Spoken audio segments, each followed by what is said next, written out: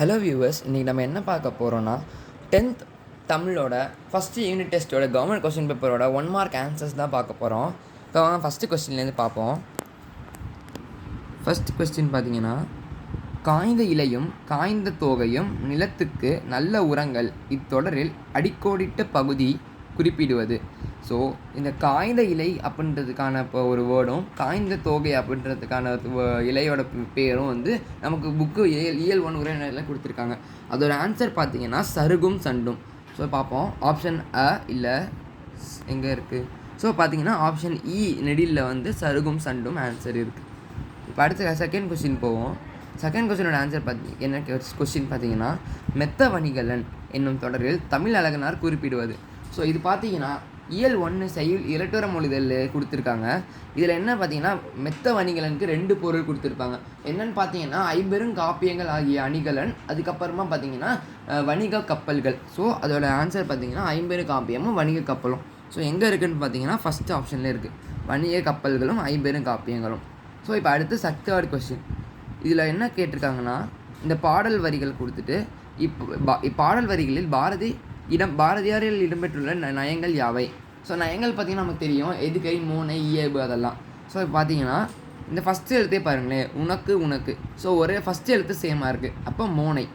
Second எழுத்து பார்த்திங்கன்னா அதுவும் சேமாக இருக்குது, அப்போ எதுகை. ஸோ இதுக்கான தேர்ட் கொஸ்டினுக்கான ஆன்சர் பார்த்திங்கன்னா மோனை அப்புறம் எதுகை. ஸோ ஃபஸ்ட்டு நீங்கள் என்ன இருக்கோ அதை ஆர்டரில் எழுதணும். இப்போ எதுகை மோனை ரெண்டுமே இருக்கிறதுக்காக ஃபஸ்ட்டு எதுகை மோனை அப்படின்னு எழுதக்கூடாது. எது ஃபஸ்ட்டு இருக்கோ அது மோனை ஃபஸ்ட்டு எழுதணும். ஸோ அந்த மாதிரி ஆப்ஷன் வரும்போது கன்ஃபியூஸ் ஆகாமல் மோனை ஃபஸ்ட் எழுதிட்டு அப்புறமா எதுகை இருந்துச்சுன்னா எதுகை செகண்டாக எழுதணும். இப்போ பார்த்தீங்கன்னா இந்த தேர்ட் கொஸ்டினில் ஆப்ஷன் நெடியில் பார்த்தீங்கன்னா மோனை எதுகை ஆன்சர் இருக்குது. இப்போ அடுத்து பார்த்தீங்கன்னா ஃபோர்த் கொஸ்டின்.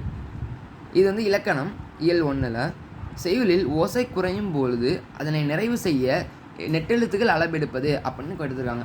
இது பார்த்தீங்கன்னா இசைநிறை அளபெடையோட டெஃபினிஷன்.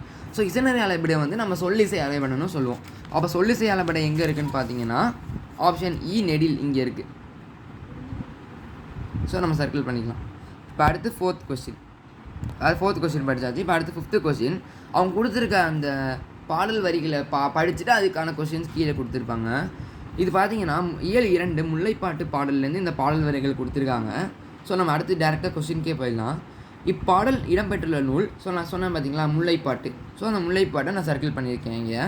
அடுத்த கொஸ்டின் பார்த்தீங்கன்னா நேமி பொருள் தருக அப்படின்னு கேட்டிருக்காங்க. நேமினா வந்து இங்கே இப்போ கொடுத்துருக்கோம் பாருங்கள் பாடல் வரிகளில், நனந்தலை உலகம் வலையி நேமியோடு. இப்போ அதாவது இந்த மேகங்கள் சூழ்ந்த உலகத்தை வந்து திருமால் வந்து இந்த உலகத்தை காப்பது போல் இந்த மேக பொதிகள் வந்து இந்த மலைகளை சூழ்ந்து இருக்கின்றன சக்கரம் போல் அப்படின்னு சொல்கிறாங்க. அடுத்த லைனில் பார்த்தீங்கன்னா வலையின் நேமியோடு வலம்புரி பொழித்த மாத்தங்கு தடக்கை. இதில் என்ன சொல்லியிருக்காங்கன்னா நேமினா சங்கு. ஸோ நேமி சங்கும் சக்கரம். சங்கு நேமினா வந்து சக்கரம், வலம்புரினா வந்து நமக்கு தெரியும் சங்கு. அப்போ சக்கரம் சங்கு இரண்டுமே பொறித்த திருமால் அப்படின்னு சொல்கிறாங்க.